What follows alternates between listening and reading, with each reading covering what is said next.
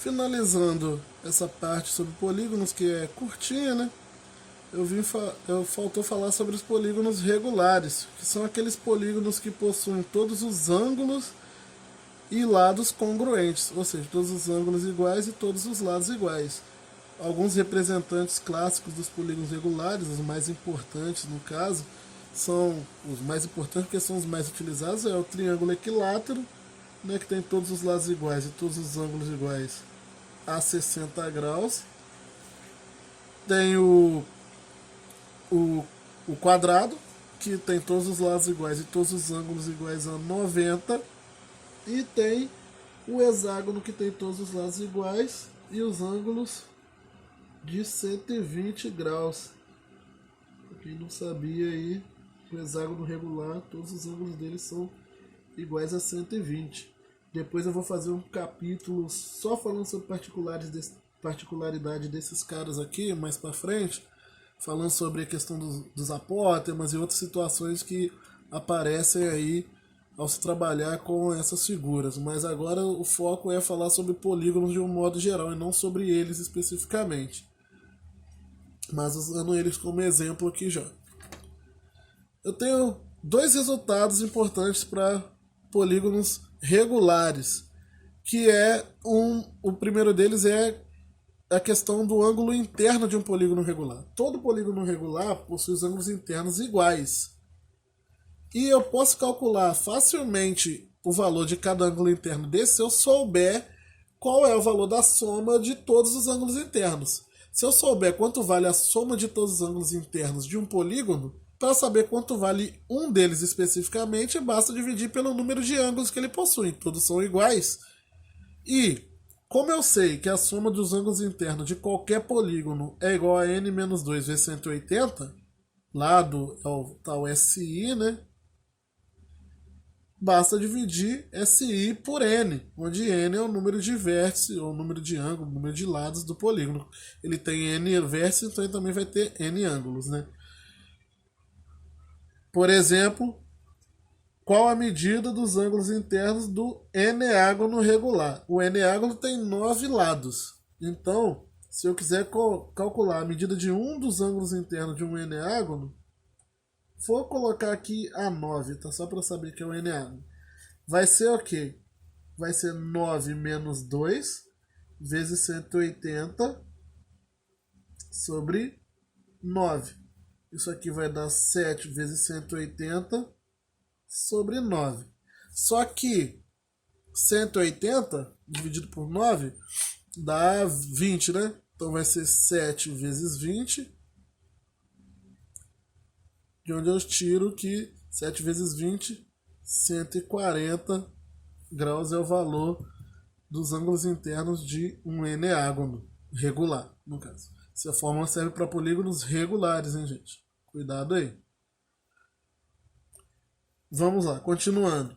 O outro resultado que eu posso retirar para utilizar quando eu estiver trabalhando com polígonos regulares, pode ser que se peça isso, pode ser que não peça, isso cai menos, mas pode ser que caia, já vi caindo em alguns concursos por aí, é eu perguntar quantas diagonais passam pelo centro de um polígono regular. Porque polígonos regulares eu consigo ter essa situação de ter um número de diagonais que passam pelo centro e outro número de diagonais que não passam. Por exemplo, no triângulo e no quadrilátero isso não vai acontecer, tá, gente? Mas a partir do quadrilátero em diante eu tenho diagonais que passam pelo centro e diagonais que não passam pelo centro. No caso do hexágono aqui, todas essas diagonais passam pelo centro do hexágono, que é o centro. Por que a gente chama de centro? Porque na verdade isso aqui é o centro do círculo circunscrito, do círculo inscrito nesse hexágono, que é aquele círculo que passa aqui por dentro. Mas existem, por exemplo, diagonais que não passam ali. Por exemplo, essa diagonal aqui. Essas diagonais aqui. Elas não vão passar pelo centro do meu polígono. Como que eu descubro qual quantidade passa pelo centro e qual quantidade não passa? É bem simples. Primeiro, Para possuir diagonais que passam pelo centro, o quadrilátero ele tem que possuir número par de lados, ou número par de vértices, no caso. Então, se ele possui um número ímpar de vértice, tipo pentágono, ele não vai possuir diagonais que passam pelo centro. Todas as diagonais do pentágono vão passar por fora, como essa aqui. O centro vai ficar em algum ponto lá onde nenhuma diagonal encontra ele.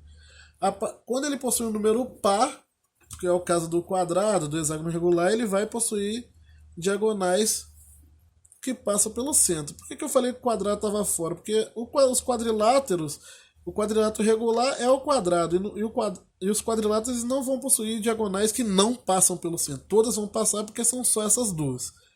Agora, a partir do hexágono, do pentágono, já fica mais interessante. No hexágono você tem as que passam e as que não passam. E o número de diagonais que passam pelo centro é sempre igual ao número de vértices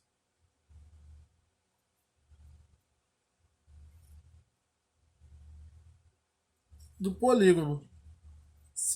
Se você observar aqui no hexágono, eu tenho uma, duas, três.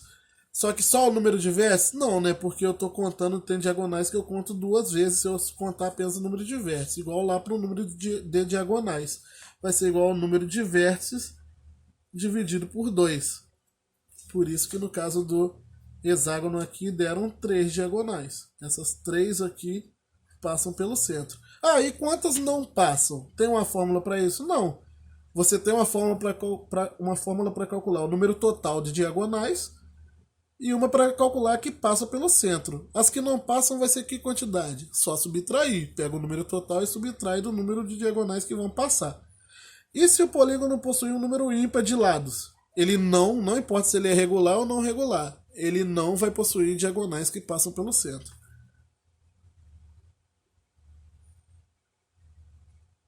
Então, gente, só possui diagonais que passam pelo centro. A gente fala sobre essa questão de diagonais que passam pelo centro, os polígonos regulares com um número par de lados. E a quantidade de diagonais que vão passar no centro é igual ao número de vértices que ele possui dividido por 2.